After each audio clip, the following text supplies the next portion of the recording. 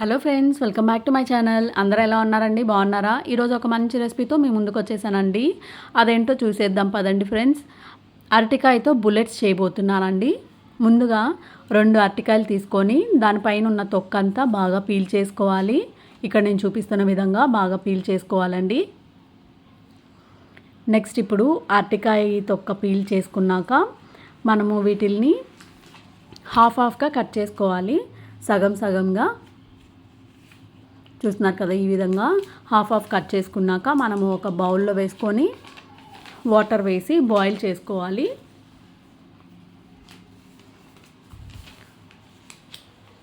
ఇది స్మాష్ అయ్యేంత వరకు బాయిల్ అయితే సరిపోతుంది. ఈలోగా మిక్సీ జార్ తీసుకొని ఒక 2 స్పూన్స్ వేరుశనగ పప్పులు తీసుకొని పలుకులుగా గ్రైండ్ చేసి పక్కకు తీసి పెట్టుకోవాలండి.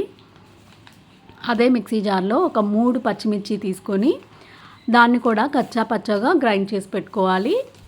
ఈ విధంగా గ్రైండ్ చేసుకున్న పేస్ట్ని పక్కకు తీసుకోవాలి. నెక్స్ట్ ఇప్పుడు హాఫ్ బౌల్ అటుకులు తీసుకున్నామండి. దాన్ని ఒక 10 మినిట్స్ నానపెట్టుకోవాలి. ఈలోగా మనకు అరటికాయ బాయిల్ అయిపోయింది. దానిపైన ఉన్న తోలంతా తీసేసేయాలండి. ఎందుకంటే అది కలర్ చేంజ్ అయిపోయి ఉంటుంది కదా, కొంచెం పీచుగా అట్లా ఉంటుంది. అది మనకు బుల్లెట్స్ చేసినప్పుడు బాగుండదు, పీసులుగా అట్లా ఉంటే. సో అందుకని పైన ఉన్న తోలంతా తీసేసి పక్కన పెట్టుకోవాలి. ఈలోగా మనకు అటుకులు నానిపోయినాయి.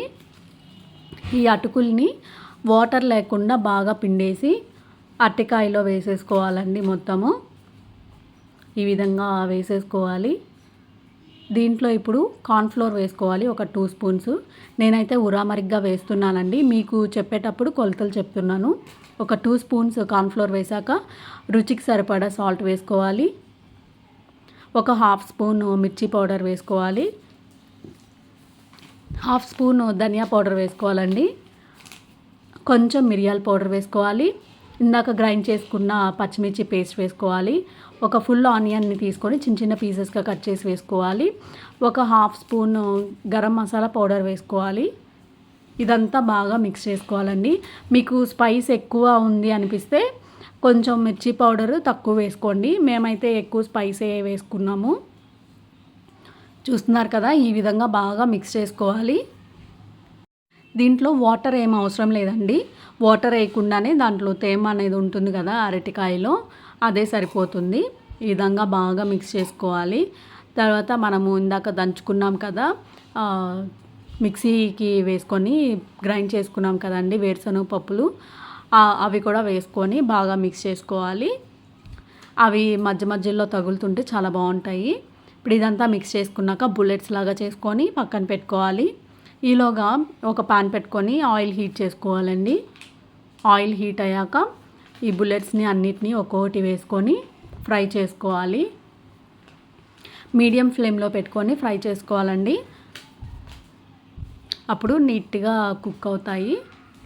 పైన క్రిస్పీగా లోపల సాఫ్ట్గా బాగుంటాయండి తినడానికి. ఇవి గోల్డెన్ బ్రౌన్ కలర్ వస్తే సరిపోతుంది.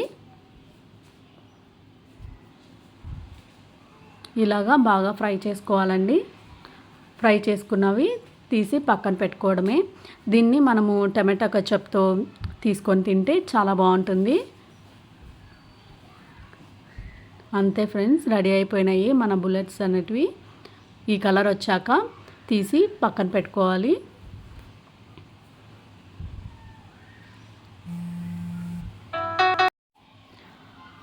మీరు ఒకసారి ట్రై చేసి ఎలా వచ్చిందనేది కామెంట్ సెక్షన్లో కామెంట్ చేయండి. కామెంట్స్ చేయడం మర్చిపోకండి ఫ్రెండ్స్. అంతే ఫ్రెండ్స్, మన బుల్లెట్స్ అనేటివి రెడీ అయిపోయినాయి. మీరు కూడా ట్రై చేయండి, ఎలా వచ్చిందో చెప్పండి. ఈ వీడియో నచ్చితే లైక్ చేయండి, షేర్ చేయండి, సబ్స్క్రైబ్ చేయండి.